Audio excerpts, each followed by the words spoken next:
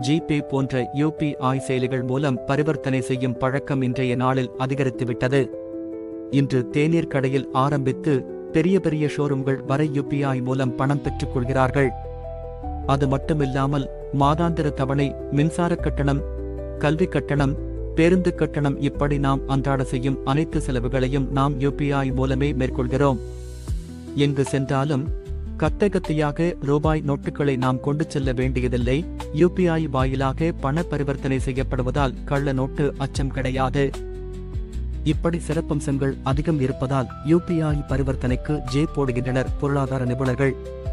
அதே சமயம் யுபிஐ மூலம் செலவு செய்யும் போது நாம் கவனமாக இருக்க வேண்டிய சில விஷயங்களும் இருப்பதாக எச்சரிக்கின்றனர். தொழில்நுட்ப வசதி பெருகி அனைத்துமே ஆன்லைன் என்றாகிவிட்ட பிறகு சைபர் மோசடிகளும் அதிகரித்துவிட்டன.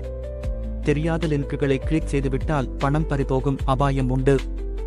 மழை, புயல் போன்ற இயற்கை சீற்றங்கள் நிகழும்போது இணைய வசதி துண்டிக்கப்பட்டால் யுபிஐ செயலியை மட்டும் சார்ந்திருக்கும் நாம் இன்னலை சந்திக்க நேரிடும். இவை அனைத்தையும் விட முக்கியமானது ஒன்று இருக்கிறது. கையில் ரூபாய் நோட்டுகளை வைத்துக்கொண்டு நாம் செலவு செய்யும் போது பார்த்து செலவு செய்தோம்.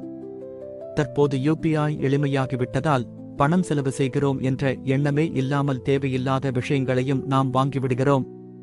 இப்பழக்கத்தை நிச்சயமாக மாற்றிக்கொள்ள வேண்டுமென்றும் பொருளாதார நிபுணர்கள் கூறுகின்றனர். தீதும் நன்றும் பிறதரவாரா என்பது போல எந்த தொழில்நுட்பத்தையும் எப்படி பயன்படுத்துகிறோம் என்பது நம் கைகளில்தான் இருக்கிறது. யுபிஐ பரிவர்த்தனையா, கரன்சி பரிவர்த்தனையா, உங்களுக்கு எது பிடிக்கும்னு கீழே கமெண்ட் பண்ணுங்க.